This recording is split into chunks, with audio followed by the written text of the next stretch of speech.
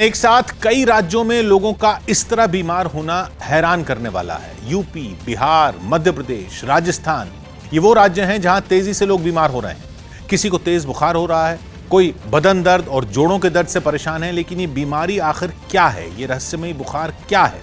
इस बीमारी की मिस्ट्री क्या है? इस पर अब तक सरकारी एजेंसियां भी खुलकर कुछ नहीं कह पा रही हैं। यूपी में अब तक सबसे ज्यादा मरीज मिले हैं और इसीलिए लखनऊ से लेकर दिल्ली तक सरकारी अफसरों के कान खड़े हैं। एनसीडीसी यानी national centre for disease control के अफसरों की एक टीम को यूपी के कई जिलों में हालात जानने के लिए भेजा गया। आईसीएमआर ने भी अपनी एक टीम को यूपी के फिरोजाबाद में बीमारी का पता लगाने के लिए भेजा।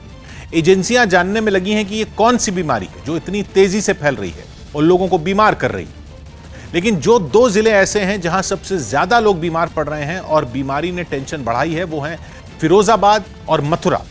फिरोजाबाद में 51 लोगों की मौत की खबर है, जिनमें 40 बच्चे शामिल हैं। लगातार अस्पतालों में लोग बीमारी की शिकायत लेकर पहुंच रहे हैं।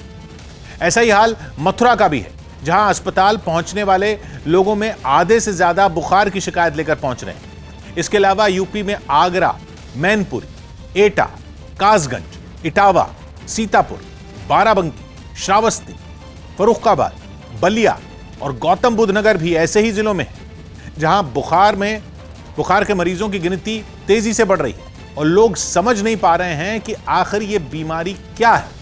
क्योंकि जो भी लोग बीमार हो रहे हैं उनमें एक जैसे लक्षण नहीं है, कई तरह के लक्षण हैं जो इशारा कर रहे हैं कि ये आमतौर पर होने वाला मौसमी बुखार नहीं है। मौसमी बुखार मतलब जिसे वायरल कह देते हैं, जो किसी वायरस की चपेट में आने से हो जाता है और 3-4 दिन में मरीज ठीक हो जाता है। लेकिन हर साल जो वायरल बुखार होता है उसमें डॉक्टरों को भी और सरकारी एजेंसियों को भी यह पता होता है कि कौन सा वायरस है जो लोगों को बीमार कर रहा है, वो कितना खतरनाक है और वायरस की चपेट में आने वाले मरीज का इलाज कैसे होगा। लेकिन इस बार मामला थोड़ा सा अलग है।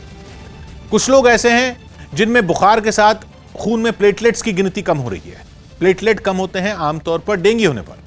हालांकि ये जरूरी नहीं है कि अगर प्लेटलेट कम हो रहे हैं तो मरीज को डेंगू ही हो, लेकिन इलाज वही शुरू किया जाता है जो डेंगू के मरीजों का किया जाता है। कुछ जगहों पर तो ऐसे मरीजों को यही माना जा रहा है कि उन्हें डेंगू हुआ है या डेंगू कहते हैं जिसे। वैसे भी बारिश के बाद का जो मौसम होता है उसमें डेंगू हर साल फैलता है और यह कोई चौंकाने वाली बात भी नहीं। लेकिन सारे मरीज ऐसे नहीं हैं जिनके खून में प्लेटलेट गिर रहे हो। कुछ को तेज बुखार हो रहा है, शरीर में जगह जगह एलर्जी या जलन की शिकायत हो रही है। कुछ ऐसे हैं जिन्हें बदन दर्द और जोड़ों में दर्द परेशान कर रहा है, तो कुछ ऐसे हैं जिनके दिमाग तक पर बुखार का असर कर रहा है। यूपी के अलग अलग शहरों में इसी बुखार की पहेली को सुलझाने की कोशिश सरकारी एजेंसियां और स्वास्थ्य विभाग कर रहे हैं। लेकिन परेशानी यह है कि बड़ी संख्या में बीमार पड़ रहे लोगों तक सुविधाएं पहुंचाना भी अभी इस वक्त पहली प्राथमिकता वही है। दूसरी तरफ बिहार है, जहां बीमारी ने पैर पसारना शुरू कर दिए। एक के बाद एक जिले में बुखार के मरीजों के भर्ती होने की खबरें आने लगी। अभी तक 9 जिले ऐसे हैं जहां यह रहस्यमय बुखार पहुंच चुका है और बुखार की चपेट में आने वाले बच्चों की गिनती 800 के ऊपर पहुंच चुकी।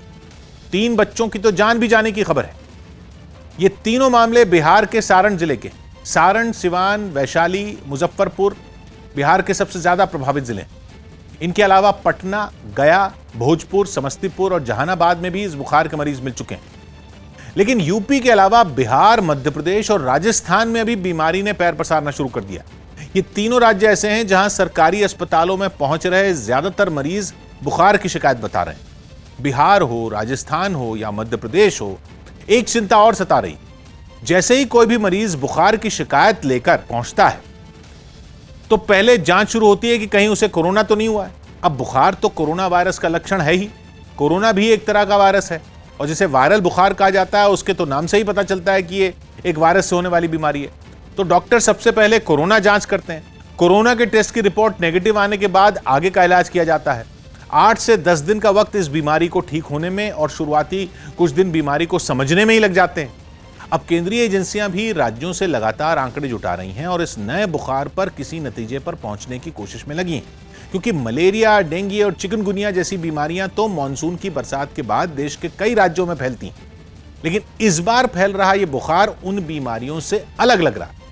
हालांकि डॉक्टरों के मुताबिक बिहार में बच्चों में जो ये बीमारी फैल रही है उसका नाम है ब्रोंकिलाइटिस।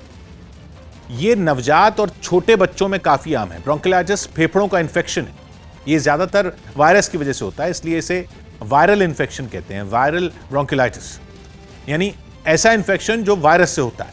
इस इन्फेक्शन में वायरस फेफड़ों के जो ब्रोंकियोल होते हैं उन पर हमला करता है। ब्रोंकियोल फेफड़ों के अंदर बेहद छोटी छोटी नलियां होती हैं जो उन तक सांस पहुंचाती हैं। जैसे पेड़ की जड़ आखिर में जाकर बिल्कुल छोटी छोटी रह जाती है ना, उसी तरह ब्रोंकियोली भी दिखते हैं।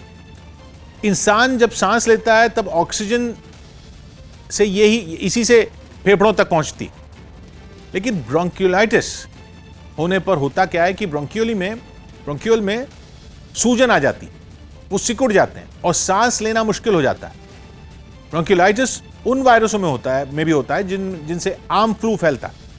तो ब्रोंकियोलाइटिस से बीमार आदमी अगर खांसे, छींके या बोले तो उस वक्त उसके मुंह से निकलने वाली थूक की छोटी छोटी बूंदों की वजह से, छींटों की वजह से दूसरे लोग भी उसकी चपेट में आ जाते हैं।